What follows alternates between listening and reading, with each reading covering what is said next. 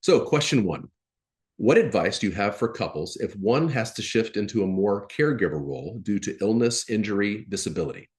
What are the best ways to stay healthy and nurture your bond when that shifts the dynamic? That's such a good question. All right. So, the way I like to answer questions, exactly like what Chris was saying, is if it was really specific, just to zoom out. But this one actually, I feel like is a great question. We're already kind of at the right level. So, good submission here. I'm going to just talk a little bit about attachment science. And so the founder of attachment theory is John Bowlby, this stodgy, probably not stodgy, but it feels like that, British physician who realized that we are more than just medical, humans. It's not just like your physical symptoms that matter, that attachment, our bonding has so much to do with our health and our well-being. And as the work has progressed and we've been able to research and get really into the science of what bonding is, one of a great researcher, Mario Mikulencer out of Israel, published this beautiful article in 2006 about attachment, sex, and caregiving. And it's the three different subsystems of attachment as broad categories. And so attachment is mutuality. It's we give, we take, we respond to one another. It's really what secure bonding really looks like. It's like the whole picture. And it means that we're equally dependent on each other. Sometimes I depend on you. Sometimes you depend on me. I send a signal, you respond to it. If I need you, you show up and comfort me, and vice versa. So under the attachment umbrella, sex and caregiving are two of these big subsystems additionally that really matter. And caregiving is the one that's coming up right now. And so caregiving, if you notice, is part of even the parent-child subsystem, or how we care for each other in social relationships as well. There's not necessarily a sexual component to caregiving, but they interplay under the umbrella of attachment. And they need to actually be able to turn off and on in order for you to be able to move into either of these systems. So if you get stuck in the sexual subsystem too much, it's hard to shift into caregiving. And if you get stuck in caregiving too much, it's hard to shift into sexual. And then for both of those, it's hard to have the full picture of attachment if you aren't able to be both the caregiver and the receiver of care. If your sexual identity or your ability to sexually relate with your partner or partners is compromised in any way, then that also would keep you from being able to have the full, security that you might like to have when it comes to bonding. So let's zoom in then on caregiving. What's the role of care? Caregiving as part of an attachment system is meant to be this temporary time where I am in a place of vulnerability. It could be emotional vulnerability, physical, spiritual, sexual. It could be any of those things where I need my bigger, stronger, wiser, kind other in the form of my attachment figure. So let's just use me and Chris as an example.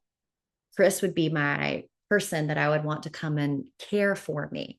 So this has happened to me before. I was hospitalized for what I thought was going to be an autoimmune sort of situation. And it took me out for like 6 weeks, which is not a place I like to be at all. And I was really dependent on Chris for like food and water, even help like physically with like taking showers and monitoring my health, getting to appointments, driving, those sort of things. And I'm a pretty independent person. So it made me feel vulnerable in a way that wasn't like sweet vulnerable, but like, are we okay? This is a long time for me to be dependent over and over again. And it starts to make me feel sometimes a little bit fearful or a little bit anxious. Like, am I going to be too much?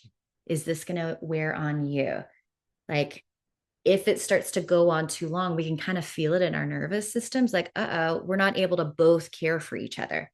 Like in a typical day, Chris will bring me coffee to care for me, but I will also make sure that his water bottle is filled, which is like a tiny little thing that we do for one another that just says, I got you. I'm going to care for you. What happens if we're stuck in the caregiver system for too long, either by choice because of something like a chronic illness or a disability, something like that, that's like long term? It can even be for other reasons, like a partner that isn't maybe taking as much responsibility for the bond or the household or child rearing or work or responsibilities. There's a lot of reasons we can shift into that position, but it literally is like a one down. There is a power position in the caregiver role, and there's a power position in the care receiving role. And neither person really fares well long term being in those positions if we can't have a conversation about it. If we can't kind of just look at reality and say, where are we really? Mm-hmm. What roles are we really taking? What does it cost each of us? What fears kind of come up? Can we be with each other in these scary places and have these conversations? And can we be really honest about the toll it's taken on both of us? Because I don't really know anyone who enjoys or really wants to over identify with either role. Mm-hmm. In my relationship, I don't always want to be the caregiver. Eventually, you can kind of develop some resentment over time if you're not talking about those things. Like, I'm always the one who, and then you could probably like name things off a list. But it also doesn't feel good necessarily to be in the position of the one receiving care too long. Like, I'm always the one who needs, Mm-hmm. I'm needy, even if you legitimately have these needs. And so, what Chris and I would say, about being healthy and nurturing is first just kind of taking stock. Where are we? I always call it like dropping a pin in the map. It's like GPS. Here I am. Now you can come and find me. You're like Marco Polo. It's a signal response. Are you sending signals about where you are? And what is the response that you're receiving? What does it look like in your community? What other supports do you both have in place or all of you have in place for this? And what does it really look like to have shifted into this dynamic? I'm not going to say that every relationship is going to end up looking one certain way because I don't even really believe that. So, what is the best case scenario, the most loving way that we can live our bond with who we each are individually, who we are in our relationship, and then our environment, our culture, everything about us that defines our experience in the context of our situation? Is it possible for you to have a really loving relationship and bond when there are things like this in play, where there is a caregiver sort of disparity? Absolutely. I actually don't think that everybody doing equal all the time is what defines, security in your relationship. In fact, Sue Johnson, who developed emotionally focused therapy, says in one of her first articles that she really posted, she called it Bargains or Bonds. Is a relationship a bargain? Is it quid pro quo? Is it 50-50? Is it duties and responsibilities? Or is there something else that's going on here? A living, breathing bond we can invest in. And that's really what I believe is here for all of us, is what is the best case scenario for our bond? How do we nurture our bond? How do we really speak the truth to our bond? How does everyone in this relationship be like the most they can be with like the best bond that we can possibly have? Just adding a little bit to that, what are the best ways to stay healthy and nurture your bond when the dynamic shifts? I think that Terry's hit the nail on the head. The more communication, honest communication you can have around it, and not just what are our new roles going to be, but what are our fears? Maybe are we excited about? Sometimes I know this may sound a little morbid, but when Terry gets a little sick, I enjoy taking care of her. I really appreciate that. And so sometimes when I know that I'm in that role, I get myself psyched up. Like, here we go. Let's go take care of this. Let's make sure that she knows that she's loved and taken care of in those moments. But for somebody that, and maybe in the case of this question asker, if it's more of a long-term thing, then ongoing conversations really need to happen. I think, again, those bonds that happen and not bargains that are happening, if that bond is safe and secure and moving forward in a way that is healthy, that communication really has to stay at the top of the list. So just echoing what you've already said, but just keep talking about it, keep communicating about it. And when things come up, like, I know that for myself, I will tend to try to keep an issue in my head and not say it out loud to Terry, because I don't want to burden her or bother her. And then hopefully it figures itself out, or hopefully I'll then find the answer. But sometimes because of that, she can sense that I'm not filling her in on everything. And she's like, what's going on? And I'm like, nothing is going on.